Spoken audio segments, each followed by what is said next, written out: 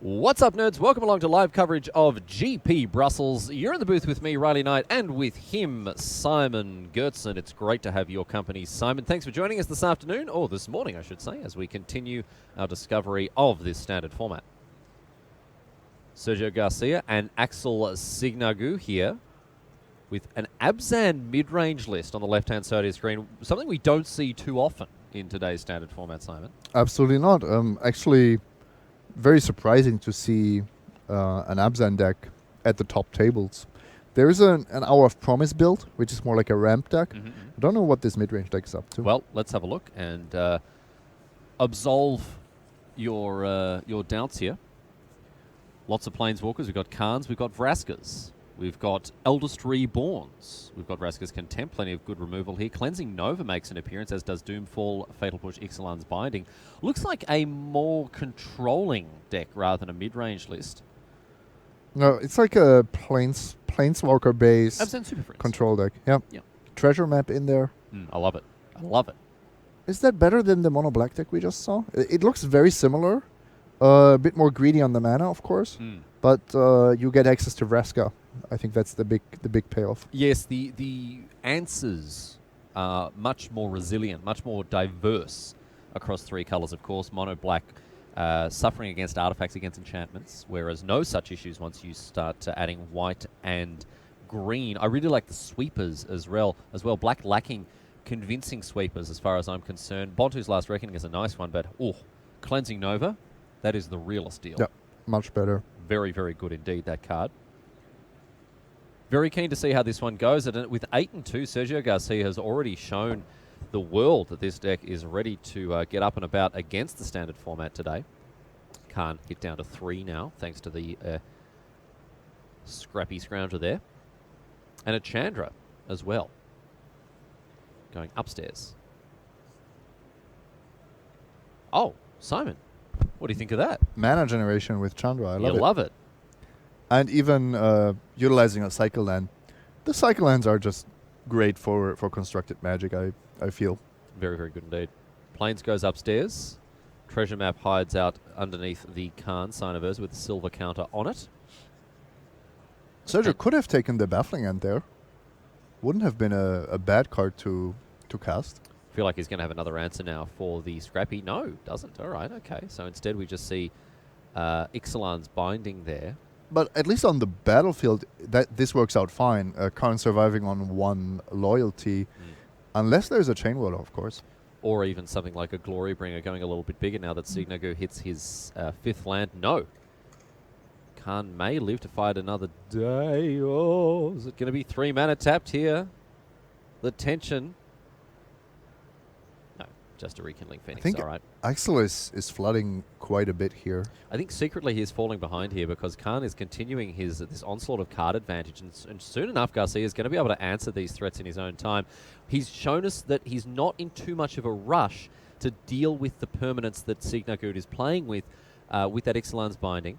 And now a Seal Away isn't going to be able to play the... masterful stuff here. Masterful Beautiful. Yeah, really nice. Isn't going to be able to play one of the Vraskas in hand, but I mean, I tell you what, he doesn't need to, Simon. Next turn, he's going to be able to untap, slam a Vraska into play, and continue to drive this nail into this particular coffin here. Signagu in a world of pain. And you said he's flooding out a little bit. Yeah, I got a quick look at his hand. I think there are 2 or 3 lands in there. Rough stuff here for the red-black player. And we actually see the Abzan mid-range deck play really like a control deck that is protecting... its Planeswalker here. Karn actually has only gotten Sergio the 2nd best card out of the 6 that he saw each time, but now is also threatening to just minus on whatever he wants to have. Yeah, nice little treasure trove there available to Karn. See what Signagu's next move is. 3 mana P and a La. Okay. Would have been a lot better with that Doomfall last turn, but all the same, going to be tricky now for Signagu to really stamp his authority onto this game. We see Fatal Push, and we see another Swamp here. So Sergio actually happy to just keep loading up get cards, and loyalty. Of course, loyalty also meaning effectively life that he's gaining, because Axel is forced to keep attacking Karn. This is going to be a very difficult roadblock for Signagu to overcome here as we see Vraska on 6 go up to 8. An enormous pool of loyalty here for the Relic Seeker. Creates a 2-2 menace creature as well. Garcia going from strength to strength. I love this card. Such a disappointment that it hasn't seen high-level standard play throughout its career so far, because the power on this 6-mana Planeswalker, oh, my goodness me. Yep, but 6 mana, Yeah. 2 colors, black-green, not the prime color combination right now. Very true. Once again, we'll have to wait for Guilds of Ravnica and the Golgari Swarm to say something about that. It always annoys me that in the background of Vraska Relic Seeker, she hasn't fixed that little bit of rigging there. I mean, it's probably not her responsibility. She's the captain of the ship after all. But there's one little bit of rigging in the back of the ship there that is the belligerent obviously needs a little bit of TLC there. Embarrassment. Well, she's got bigger fish to fry, I suppose. Let's not be too hard on Vraska. She's had a hard go of things. As well, you know, Simon. She is from Ravnica originally. She's from Ravnica, right? yep. So from the city plane. A Golgari Enforcer sent on a nefarious mission for Nicol Bolas. And I imagine she'll be heading back there for her date with Jace at some point in the near future. So this Thopter token, the little Thopter that could, is actually threatening both of these Planeswalkers, particularly the Karn. And a Hazoret and a Bomat Courier. All of a sudden, Signagu unloads. Look at that. Oh. He's feeling it. And we're going to make this pirate unable to block. And now all of a sudden... Oh, wow. That's almost the double Planeswalker. The clean sweep. No, not quite. I mean, the Karn is surviving, but still. Now, luckily for Garcia, he has a second Vraska in hand. The long con. The long con's like, oh no, like Goldmember at the end of it. He's like, lucky I keep a spare. And I think, well, I know Vraska's Contempt also an option here for Garcia. He's going to go upstairs, gain some information. Nope, downstairs instead, making a fool of me. And that fatal push here. To go after the Bomat Courier? I wouldn't mind that. Okay. It's already a free card for Axel. But in this particular case, you probably have to kill it in Axel's draw step. Okay. All right, so Garcia looks to be leveraging some removal. Draw step. Getcha here. So now Signagu, a choice to make. Well, maybe shoot the... Oh, maybe he has a good card in hand. Okay. So we see the Bomat Courier, they're sacrificed to the ability of Pia Nala to falter the pirate once again. This pirate is just not blocking. No, Pia is working overtime. And a Chandra off the top as well for Signagu. We had him down for the count now all of a sudden. Oh, never mind. Ixalan's Binding. So floats 4 mana, reveals the Chandra, and then undoes the mana. Because he, of course, can't cast it thanks to the Ixalan's Binding. And that's a big misstep. He had the chance to actually discard the Chandra to Hazoret. Oh, yeah, of course. And to redraw with the Bomat Courier. Actually draw a live card. Well, yeah, it's very easy to forget about the stipulation on Ixalan's Binding. It doesn't come up too often here. And, well, there's at least some work that the Torch of Defiance is going to be able to do, going upstairs for 2 damage to the Hazoret. Now, Garcia's life total is very stable. Look at that. He's on 20. He's lost his Karn, but he's just drawn a Cleansing Nova by the look of things here. And Vraska, the Relic Seeker, makes another pirate. Yeah, third time's the charm, third Planeswalker. Might be sealing the deal here. Axel has fought well against all of these Planeswalkers. I have to say, he was so far behind. But that flurry of threats there, it doesn't look like it'll be making an encore performance here. And Garcia ultimately with the tools he needed to see off this attack. But a Rekindling Phoenix is a nice sticky threat. We'll see what Garcia's response is. He has a Cleansing Nova in hand. Either that or an Angel of Glory's Rise. And I can't imagine that's going to be in his hand right now. Double Cleansing Nova. Oh, this play's going to be spotless after he's finished. I can't imagine him wanting to destroy enchantments all that often. Seems bad. With his deck? Yes. So you see that little pile of artifacts and enchantments up at the top of your screen there, my friends. Just to remind you, that is from Karn, the Sign of Urza. They are they've all got silver tokens. So, in come the pirates. They have Menace, of course, so they're getting through the blockers here for Signagu. And we're going to see the You see Vraska come and swish that sword around. And I think this pile of ashes is going to be swept away now by the cleansing Nova. Yes, indeed. Nice answer as well to the P and the La. Bit of splash damage with those pirates, but I don't think Garcia's too worried about that. Oh no, he's fine playing a very long game here. Hazard off the top. Nope. Rekindling Phoenix. So once again, Garcia. Press to answer the 4-3. Land off the top here for him. Cycling land. Okay. Gets a rebuy here. Does the old Cadell Evans trick and cycles away down the road and Isolated Chapel. Going to also clean up this Phoenix here. 2 treasures. And is this destroy target elemental token? And suddenly, she's running out of gas. Yeah. Against the mono red aggro deck, red black chain roller And deck. if this is a haste creature, no, just a Heart of Kieran, but still, anything that would have cleaned up the Vraska there would have been big trouble for Garcia.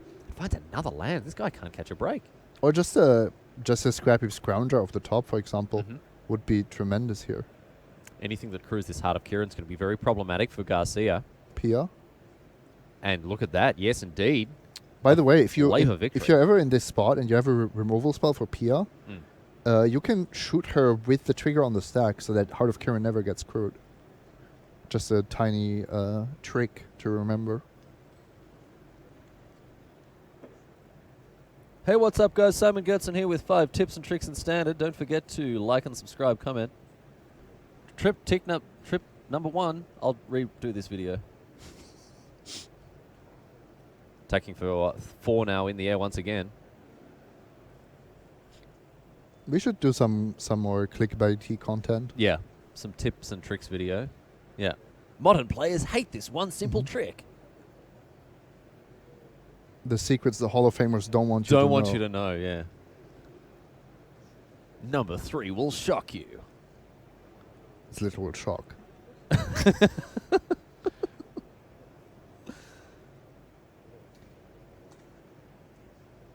So now all of a sudden, Signagu back in the driver's seat here. We'll see what he's drawn for the turn. Looks like a Bomat Courier. And in they come once again. Look at this. Now we're taking to the skies for 5. I'm disappointed by this after a very strong performance from Garcia. All of a sudden, he's really taking a pasting now from this Air Force. We've seen the best players, a lot of the best players in the tournament, go for red black chain roller. Martin JÜZA, one of them, for example. We've seen it be hugely represented in day 2, and here you see why. He's just drawn the 60th land in a row here as Garcia. Rough beats here. Well, you're feeling bad for Abzan Control. I'm just feeling good for the red black chain roller deck. Yeah. Well, you are definitely the optimist in this relationship. And now it's Heart of Kieran that's having its particular jam pumped up, and that's enough for Garcia to pack up the cards, go to game number 2. Abzan Control picking up a loss, unfortunately for fans of the Spicy Brewski here, with Chain Whirler once again, the Chain Whirler deck proving too strong. You won't believe what happens next. Sideboarding. We'll be back after this. No, let's hit the sideboards and have a look at what's going on with Signagu. Pretty industry standard list by the look of things, although I see a very interesting card, an Insult to Injury. Yeah, Insult to Injury, the new tech against Turbo Fog. I'm looking for cards that are really good against Planeswalkers, Karns and Vraskas. Probably Glorybringer is your best bet. I mean, Duress, I think Duress is just always coming in from these decks. Yep. In most matchups, at least. And I think there aren't many matchups where you don't bring Duress in. Exactly. And then Chandra has gotten quite a bit worse because she can't deal damage to Planeswalkers anymore. Yep. But I still like her in this matchup in general, just getting all the value you can. 4 copies of Duress also in the sideboard of Sergio Garcia, and 4 Glint Sleeve Siphoners. I can't imagine they'll be brought in here. 3 Lost Legacy, 2 Lyra Dawnbringer, a Ruin Raider, and a Sorcerer's Spyglass. It's time for some Duress chat, Simon, because here's a question that may occur to some of our viewers who may not be intimately familiar with the ins and outs of Duress as a sideboard card. We've just established that Duress is brought in almost every matchup. Why then do we not play Duress in the main deck? That's a good question. So the thing is, if Duress is bad, it's really bad. Okay. If you're facing off against mono green aggro or even the mirror match, your duress might not even hit anything. Yeah. Or it might not even hit anything relevant because you're dying to the board presence. Now, with the advent of the decks that don't have creatures, which you are actually pushing out of the metagame by playing a Chain Whirler deck, duress becomes one of the best cards to have in your 75 period. But you know, if it is so, I mean, you say yes, it's very bad against certain decks, but if it's so good against so many other decks, why? I mean, why is it touted as such a good sideboard card? Is my question here. So what you're asking is, why is the cost of playing duress in the main deck so high? Yes. And I think the answer is really because you are still an aggro deck. Okay. If you are playing a deck with, for example, Hazoret, and you want to be as aggressive as possible, you're also mainly red and not black, then having a black sorcery that doesn't increase your board presence, that doesn't Pressure the life total. exactly further your own game plan, is just not something you can afford to have in your main deck. I think another really important piece of the puzzle when it comes to duress post-board is that post-board games usually look different to pre-board games, and often creatures come out. Generally, I mean, obviously, you know, dead interaction is the first thing to get cut, but often you will have more interactive spells or even bigger non-creature threats like Planeswalkers brought in, especially in the green decks. And so for that reason, duress is really the premium post-board. And it's weird, right? It's like in Modern, often blue decks will bring in Vendilion Clique against everything. Because things just look different post-board. In games where if you're playing a blue control deck and your opponent is taking all their bolts or paths or whatever, if you bring in a 3/1 flyer that is also still disruptive, you're going to be in a good spot. So I guess the reason I'm asking this question, having this discussion here, is as a newer player, it's really counterintuitive to see a sideboard card that gets brought in every single game too. Which is not the case for duress, just to be clear. But it's close. In a majority of matchups, yes. And the thing is, your main deck configuration has the best cards for the expected metagame, but against every single particular matchup, you have cards to take out. But they're not always the same cards. So it's not like you're always taking out those Soulscar Mages for duresses, but sometimes it's the Soulscar Mages that go out. In other matchups, it's a completely different card. So it's exactly this flexibility that you're gaining by having powerful generic main deck cards and then more powerful but more specific sideboard cards. Because you know that you're always going to have cards that you want to take out. So duress is great for that. Anyway, duress chat over, my friends. I hope you enjoyed it. We head on to game number 2 now with Garcia on the back foot, needing to break serve, and he's off to a good start with a baffling end. Yeah, little more chat about the sideboard. I see 2 Lyra Dawnbringers in Garcia's sideboard. Yeah. The rest of his sideboard I really don't like in this matchup. So I assume that he really likes his matchup to start with, his main deck configuration. Which I think is a justifiable position. Yes, but now he's on the back foot, and he doesn't have a sideboard for this matchup. All right, that is a fair point. So yeah, there are plenty of other cards he could play, including Fumigate. Also, this Lyra is a bit of a one-trick pony, one-trick angel, in the sense that if you win game 2 with her, it is rather easy to put those unlicensed disintegrations back into your deck. Doomfall now for Signagu reveals a hand full of action. Plenty of removal, as well as that copy of Lyra Dawnbringer. Signagu is going to get his pick of the litter here. Yeah, so something I like to do is when you have a hand that has 3 exile effects, 3 removal effects, and is clearly threatening to hit 5 lands on turn 5, I would always take the threat here. In general, if you're playing aggro against control, you want to be shortening their answers, but Lyra is such a good card to stabilize the game, and you know your opponent is going to have answers for days anyway, then it's definitely correct to take the Lyra here. I want to address something about Sergio Garcia's list. I actually want to catch up with him about this at some point as well. I might see if I can hunt him down after this round is concluded. He's chosen to play 3 copies of Cleansing Nova. I'm a big fan of this card, Cleansing Nova. I really like it. I think it's a fantastic addition, and especially once Fumigate leaves the standard format, I think we'll see a lot more of it. I have no idea why he's playing that above Fumigate in this list. It seems very bad. I agree. Very, very bad choice. I can only imagine that he he sometimes thinks that he has to destroy all artifacts. But the thing is, he's playing so many enchantments of his own. Like I said, there has to be a reason for him to choose this over Fumigate. I'm sure he's aware of Fumigate being in the format. Yes, so, probably.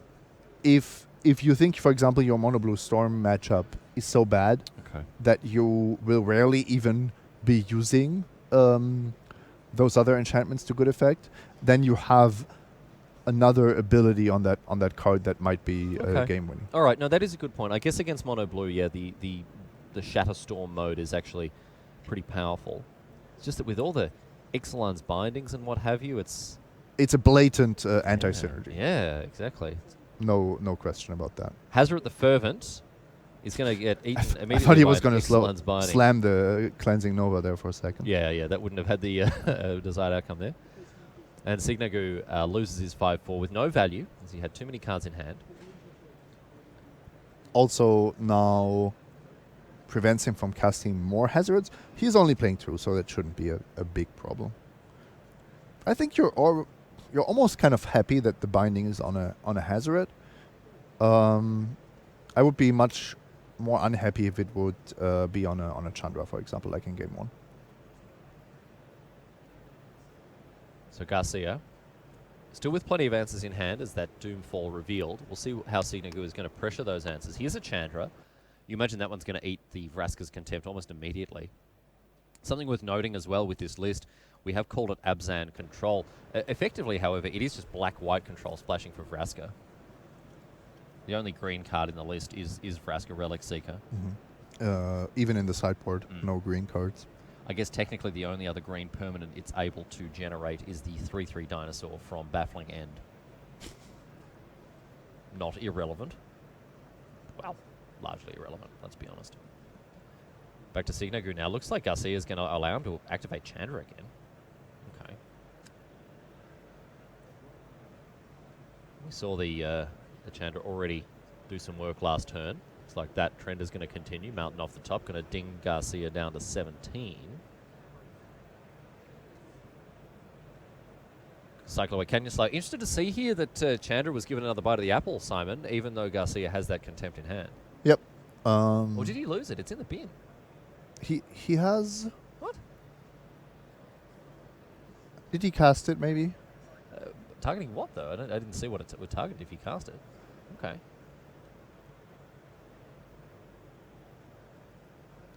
Well, a handful of answers, and you don't even get to do... Wow.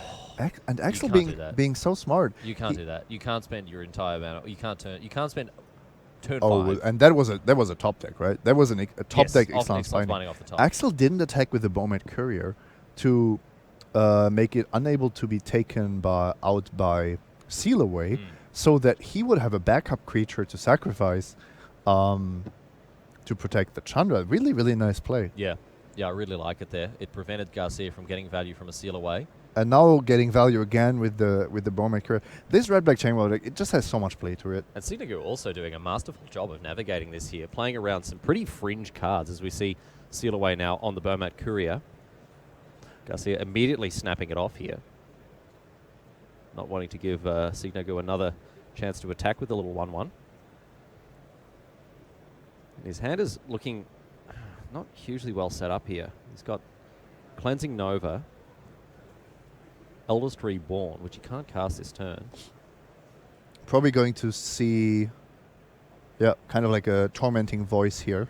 And that's actually a good one. You're getting rid of the Unlicensed Disintegration you didn't really want anyway. Yep, the Dawnbringer's already been dealt with. One Dawnbringer is dealt with, so who cares? And now, Signagu has... Is that another Chandra in hand? That's a Dudski if it is. So Ixalan's Binding actually hugely relevant once again. Nope. He got as far as putting it on the table before he realized. Here's a duress now. Oh, and that's a big one. I think the Eldest Reborn would have closed out this game. Yeah, ultimately reanimating a Planeswalker of some kind. Sneaking Chandra onto the battlefield despite the Ixalan's Binding. And two of Signagu's signature threats here have been effectively knocked out of the game thanks to the Ixalan's Bindings. But he has enough threats in his deck, and if if Garcia doesn't draw a Karn or that's aggressive. Yeah. Really got to get rid of that chain wheel. You would think you could take another hit No, or two here. I don't like this at all. I would take 3 for a few turns. Take 6, mate.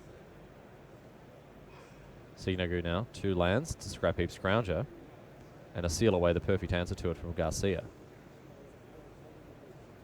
Garcia needs to clean up his bedroom here. These enchantments are really just all over the place. He's got no respect. He's got no respect, Simon. Rekindling Phoenix to follow up here for Signagu. He's ripping pretty well, although Garcia just can't catch a break. More and more lands for him. Finds a Fatal Push. That's not going to deal with the Phoenix. But what in his deck does, most of the cards that deal with the Phoenix are already in play. Even now, a Planeswalker is not really all that great. He needs a Vraska's Contempt. He's got 2 left in his library. Although a Cleansing Nova wouldn't be bad here, considering he's got a Fatal Push. But he's already cast a bunch of them. Eldest Reborn. That's... Oh, I was going to say that's good, but it's actually not, because the Phoenix is the natural predator of the Eldest. Yes, the Phoenix was being reborn. Yep. Long before the Actually, that doesn't make any sense at all. The It's Phoenix, the Eldest. The Phoenix eats Eldest for breakfast. All right. We'll have to circle back to this flavor chat. Fatal Push on the egg. Signagu losing the Phoenix once and for all here. Here's a Glory Bringer, though. That one might be enough to just completely ram the point home. So Garcia needs something off the top of the library, and he needs it fast. Big draw, Concealed Courtyard, discard a card, and extend the hand down to 2. Unable to find the answers he needs, and Signagu picks up the win there. Unbelievable, Riley. Unbelievable. How was your match? How was your round? Well, I played against this Abzan control deck. It killed all my stuff. Had Karn and Vraska. Oh, I'm sorry, man. That sucks. That sucks. It was really a tough match. For him. Oh yeah, 2-0, easy victory there for Signagu. Wasn't the 2-0 victory wasn't representative of how that match should have and kind of did play out. I feel like, I mean, the Garcia's Abzan list, it really, I mean, he had some pretty bad draws. It flooded out. Yeah, but it was good television, right? It looked like he was winning. He was ahead, and then somehow the red deck managed to win. Yeah, so bad guys win ultimately, but hey, sometimes some people like films like that. So there you go. Anyway, we are going to wrap things up for our live Magic for this round. After these ads, my friends, we'll be back with Time Walk. So stick around. We'll see you on the other side of this here at GP Brussels.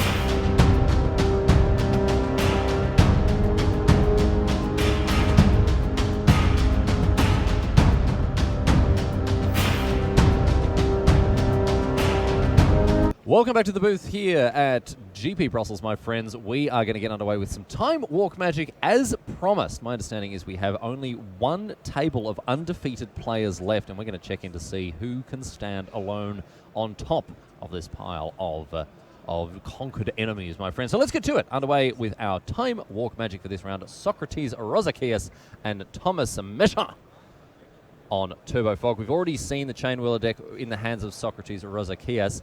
I actually hung out with Thomas on Friday. He's a Legacy enthusiast, and he walked me through a couple of games with his Grixis control list, playing against Eld. Had a great time. I don't often get the chance to play too much Legacy, and it was a lot of fun to play with Mesha. Very friendly fellow.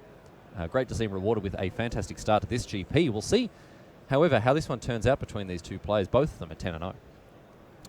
Really interesting matchup. Actually, the matchup, well, apart from the red-black mirror match, the matchup you're most likely to face at this particular GP Day 2, based on the metagame breakdown that Frank made for us. Game 1, maybe not the most interactive. It's really about Turbo Fog being able to stick a Teferi and protect it with Fog, and then going off. Actually on a really good track here, with potentially a Teferi on turn 4. And then it's really about the sideboard cards of Socrates. So Rozakias now with a couple of artifact creatures getting busy. Scrap Heaps grounded by Matt Courier getting into the red zone. Mesha, on the other hand, is buffering his life total with a Gift of Paradise, which is a nice one. See how he's going to navigate this one. One of the most interesting questions for the Turbo Fog list is when to fire off those fogs. What is the threshold at which you need to start preventing damage? Is it an attack for 6, an attack for 10, an attack for 17? Well, if it's a lethal attack, it's definitely a good idea. But often, the funny thing is you're not even protecting your own life total, you are protecting your Planeswalker primarily. So, for example, if you drop a Teferi, you are basically priced into fogging every turn from then on, because losing a Teferi is almost as bad as losing the game. We're going to see a great interaction now with Teferi and Gift of Paradise, as Teferi untaps 2 lands but still generates 3 mana instead of the normal 2. And that's going to be huge here, as Rozakias is going to look to pressure the Teferi. We'll see if Mesha has the fog. He does indeed. Socrates knows this. Says, I know that I know nothing at all, except that they've always got a fog. It's the only thing that you really, truly can know in this world. Looks like Rozakias is going to take a very aggressive line here, is dumping his hand, but it makes sense. 3 removal spells. 3 dead cards, and you even get or actually 4 dead cards, and you get a Ribbons to the graveyard. That's a 4-for-1 if I ever saw one. Oh yeah, 4 of them being lands there, but an Uncrop Crasher as well is going to continue to contest the board. But Mesha is moved into phase 2. He has landed a Teferi, untapped with it, and now he can start to go off. Build towards those Nexus of Fate. I've mentioned this yesterday. The fact that Teferi untaps your lands at the end of your turn is primarily made for, let's say, card drawing, counter magic, but somehow Nexus of Fate is an instant speed time walk effect. So you can actually start going off this turn if you found a Nexus. If you haven't found a Nexus, it's kind of an awkward spot, honestly. The hand of Mesha is very Planeswalker heavy. Permanent heavy, I want to say. Doesn't need a second Teferi, as he's doing a reasonable job here of protecting the first one. So he's floated a bit of mana. So it looks like floating 3, that's 5. No, we are still in the main phase. Okay. Search for Azcanta instead now. Main phase. Play with this card. Oh, there is a Nexus. And he doesn't have enough to cast it here, thanks to the untap ability of Teferi there. So with just 5 lands in play, Mesha has spent 9 mana this turn. Yep. Not a bad day in the office for him. And that's because Teferi generates 3. So 6 plus 3 is 9. Yes, it is. Let's have a look at the top card now, thanks to the search for Azcanta. Hinterland Harbour hits the bin. And Mesha enjoys his second turn in a row now. And I don't want to call it too early here, but this is basically already the lock. You are Really? now The hemlock, even. Yes, very nice, very nice. I appreciate a good Greek history joke. Yes, a nice classical history gag there for you all to enjoy. If you're a fan of history gags, ladies and gentlemen, why not listen to my podcast, Half-Assed History? Yep. That's not a joke. I do have a podcast, history podcast, if you want to listen to it. Shameless plug. Shameless self-plug there, my friends. I have no shame. Philosophers hate him. Yeah. No, they love me, mate. I have a chat about them. Socrates is a super interesting character. Why is that?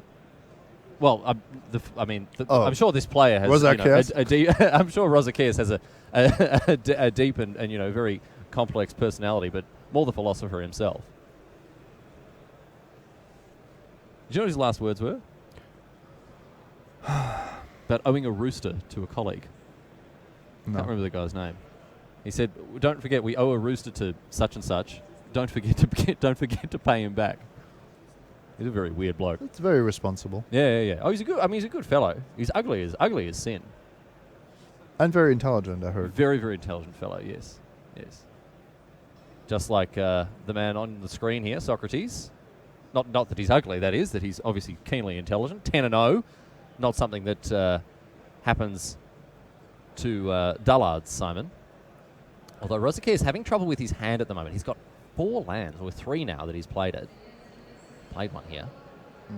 That's good if you get to flashback ribbons. But as you can see here, Planeswalkers on 7 and 3, Azcanta in play, and still on 16 life. This game is not going in the red-black Chain Whirler's favor.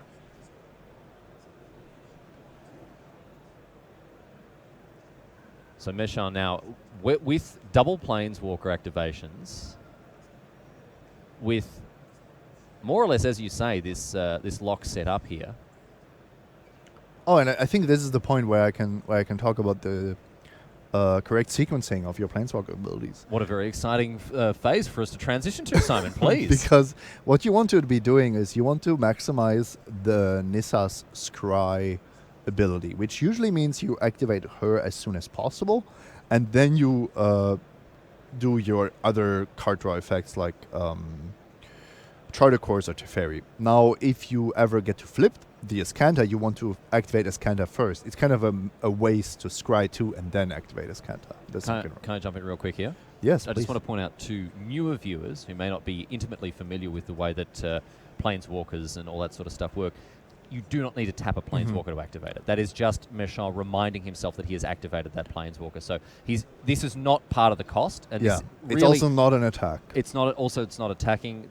Really, Planeswalkers don't ever meaningfully really get tapped. It can happen sometimes in weird situations. But don't look at this and think that this is normal, because it's not. And honestly, it shouldn't really be happening, but it's a good sort of little physical mnemonic, I guess. So is this a tell that Thomas might have Oath of Teferi in his deck? I think it is.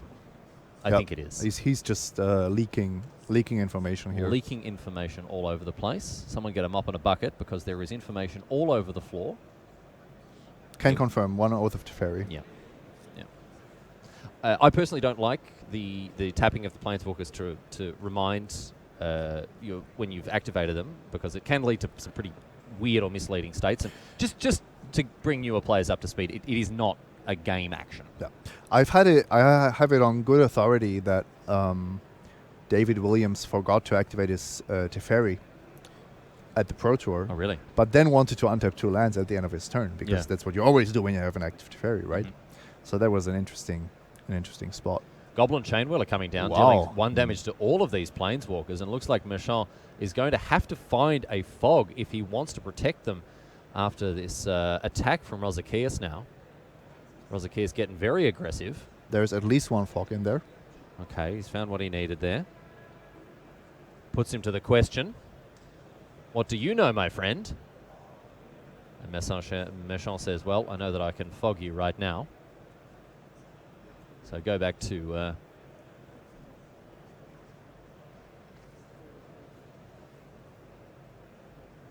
we'll see now the search for Azcanta flipped into Azcanta the Sunken Ruin, another card advantage engine. Meshar has got the 1 through 4 punch here. Yeah, for those new to this Turbofog deck, you don't need the whole trifecta of Planeswalkers assembled to do something meaningful. Usually, I mean, Teferi often enough. Teferi is enough. Like, for example, Teferi has Kanta for sure enough. Karn has Kanta often enough. Nissa on her own is probably like the weakest link in that chain. But even with her Scry 2 ability, you can modify. You can see quite a lot of cards in your deck. So at the moment, Meshon is drawing 5 cards a turn if he double activates the Azcanta the Sunken Ruin, which is what we're going to see here, because of course that land can be untapped with Teferi. And from here on out, it's academic. Here's a Nexus of Fate. Rosakias is at probably less than 1% to win this game. Yep, much less than 1%. Much less than 1%. Maybe 1% of 1%. Probably less than that. Even less. These are numbers so small that can't begin to fathom them. Yeah, this is the infinity paradox of another important philosopher. Let's have some more. This is one of Greek philosopher. Zeno. Yes, Zeno's paradoxes. Yes, indeed. Man, I felt so smart. I remember turning up to Year 9 philosophy, knowing Zeno's paradoxes, and smugly explaining it. I was wearing a silver chain, I had long shoulder-length hair, I had pimples all over my face. I listened to jazz because I thought it was a good life choice, and smugly explaining Zeno's paradoxes to other 13 and 14-year-olds. I was very pleased with myself on that day. I'd just like to apologize to basically everyone I interacted with between the ages of 13 and I 31. guess like... Okay, never mind. I was trying to be earnest. Oh, you're not even 31 and I just got yet, lit right? on fire. No, I'm not. I'm not even 30. My goodness me, Simon. But a heartfelt apology goes out to anyone who had to suffer me as a teenager. I was just as bad as you think I was. If you think I'm bad now, you didn't meet me as a 14-year-old.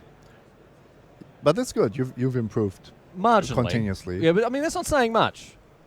It's not saying much. Chart, of course, going to kick things off for Meshon after a 3-2 put on the battlefield for Rosakias here. 31. It's just because it's the transposition of 13. Unbelievable. Unbelievable stuff from you. So, game 2. Oh, now you want to bring things back into focus after that grievous insult? Well, it won't be forgotten. We have a more interesting interactive game after sideboarding because of duresses, downfalls, and the fear that Turbofog has to have when it comes to cards like Sorcerer's Spyglass and, in particular, Insult to Injury. Now, what Thomas doesn't know is that Socrates actually declined to play these kind of cards. I think that's probably smart because, honestly, bringing in such a narrow card for one particular matchup is probably not worth it. But I just think the more duresses and doomfalls you have, the better your matchup's going to be. Now, sitting there on 2 mountains, that all might not be relevant, but there's a black source now.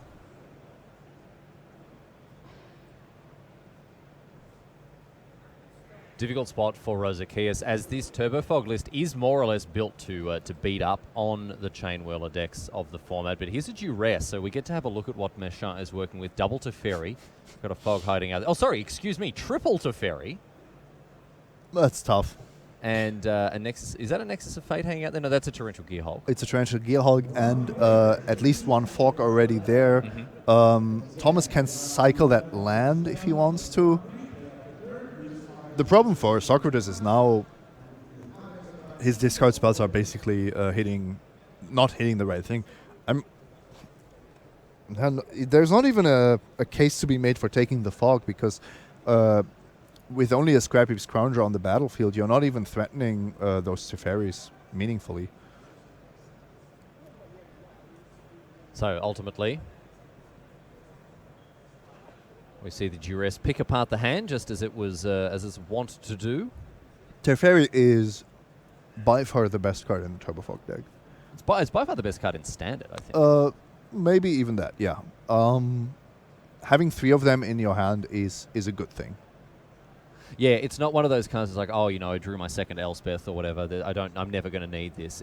Having Teferis to spare, having a a boot full of backup Teferis. A very useful Yeah, thing. and now you have this 3-mana Teferi on the battlefield with 5 loyalty that already drew your card, and you have backup. So if you lose that one, you effectively gained a card and 6 life. And 6 life, yeah. Yep. That's Actually, I'm not even sure if it's correct to attack the Teferi there, because you know there are 2 more Teferis coming.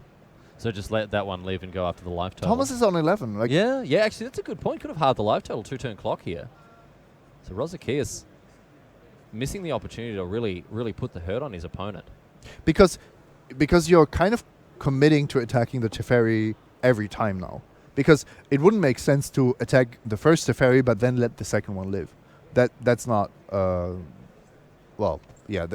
would just not be the right way to approach things. Oh, invoke the divine. Look at this one. Thomas, what are you up to? Sneaky boy. Away goes the Scrap Heap Scrounger. Gains some life.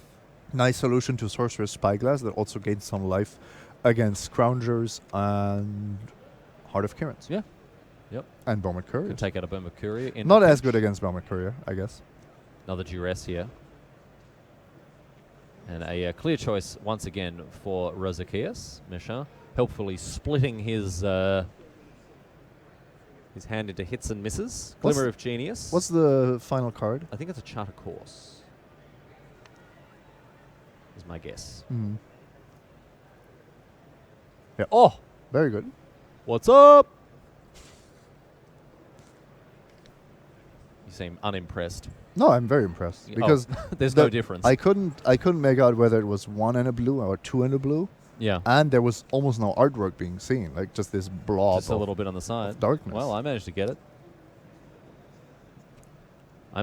there. So thanks to Darth Vader for all of the adulation you heaped upon me for my correct call there.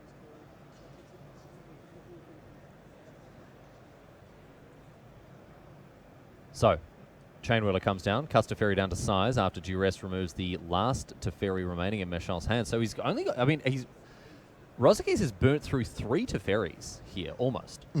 Almost. There's might be relevant. About as close to it as you can get here as Meshal draws another card. He needs a way to defend it.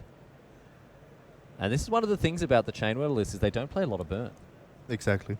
And actually the Gearhulk is kind of a nice card here to just use as a 6-mana fog if necessary. Gift of Paradise. Untap 2. And this means exactly 6 mana will be available. Nice. Or 7 if you have an Nexus, right? Then you can float 2. Yeah. Okay. Untap some lands.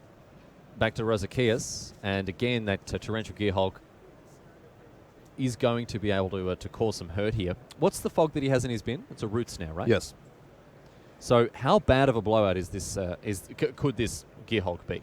Well, it's known to Socrates, so I don't think it's a not going to be huge. It's a huge blowout. Also, if you prevent all damage, the fact that you've just gotten a huge artifact creature onto the battlefield is not that relevant. Check this out, however. Rozakias draws the fog and then exiles the Torrential Gearhulk with a Doomfall. I like that. Yep, that's nice. Really like that there. Here's a Glimmer of Genius, however, for Marchand to perhaps try to rebuild a little bit at least. Scry 2, draw 2. See if he likes the look of these. The Torrential Gearhulk can also, it's difficult, but it can also act as a win condition. Yeah. If you've somehow gotten locked out of the game with, for example, Sorcerer's Spyglass or Lost Legacy. Teferi goes up once again, draws a card. One tap 2 lands in the end step. Mashal has not found the Nexus of Fate that he needs. Maybe this Charter Course will uncover the goods.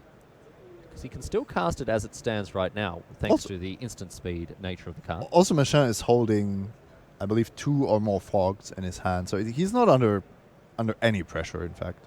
Search for Azcanta. Perfectly fine.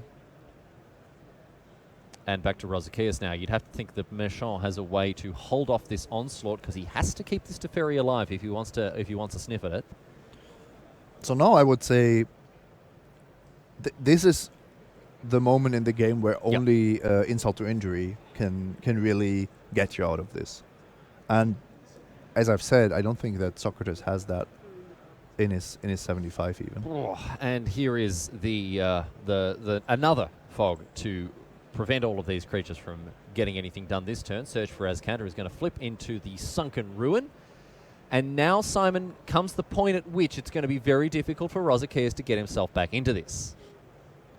Double activation of Search for Azcanta if Meshon chooses. Otherwise, it can just be Nexus of Fate for days now. I was going to mention the nice crisp pace of Thomas, but I think the replay is just... Oh, no, this is Turbo Fog. Yeah. Yeah. Time Walk Turbo Fog. Time Walk Turbo Fog. Some of the most powerful cards in Magic. Time Walk, Fog, Turbo, not a card. Turbo Slug. Rocket-powered Turbo Slug, I think, is the only Magic card that has Turbo in it. Another Nexus of Fate now for Meshon as he goes through the motions. The Meshons. You're shaking your head. Is it one of those appreciative shakes, like when you listen to a really good bit of music and you're like, that was it. Goddamn. So good. Thank you. Thank you, Simon. I appreciate everything you do for me. Baral, the Chief of Compliance now. And a Nexus of Fate. Only going to cost 6. How about that? Yep, that's the value. The tech. Oh, and if Meshon can string together 20 more of these Nexus, then he can take Socrates down to 0. With the Baral. Nice. Oh. Easy game. I do like to first exile all my opponent's permanents. That is the layman's course to victory, usually, yes. Search for Azcanta now. Activation. And a Nexus of Fate once again found by Meshon. And he's going to go to another turn here, of course. At this stage, looks like he's going to take all of the turns from this point onwards. Yep. And just for those playing along at home, you will have heard us refer to the Nexus of Fate in the plural sense as Nexus. Notable Latin nerd Simon Gertzen pointing out that is the correct plural form if you're going by the old school Latin. Although, is Nexus still acceptable to you?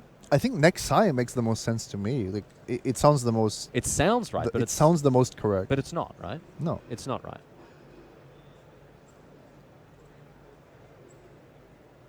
Charter Course. Meshon continuing to churn through his library. No attacks. No attacks. That's loose. He just doesn't have a stop on his combat step. Yeah. To save time on the clock. Yes. That makes sense. Yeah. Yeah. I mean, it's not out of the question. If Meshon has another Torrential Gearhulk or something like that to bring in. Oh! Taste it! Get some! Charter Course, attack for 1. Yeah. Yeah, very much like the post... it's the opposite of the post-combat haste creature, isn't it? Mm-hmm. Another Gift of Paradise on that forest. Back to 20. Yep. And now Teferi is gaining 4 mana return. And now, my friends, Turbo Fog. As we increase the speed here. See if Meshon can pull this one together. And look at this, Socrates, cool, calm, collected, just hanging out, enjoying his time in the feature match area. I mean, this won't be his last turn around the wheelhouse here, as he's at 10-0, looking to go to 10-1 here very shortly. Yep, and then this will actually be the only undefeated player left in the whole tournament. Yes. Turbo Thomas, they call him. And there's another Nexus for Meshon. Still got an extra turn. Remembering to activate that Teferi. Remember that Teferi when the last time Rozakias passed the turn, the Teferi was on 2 loyalty.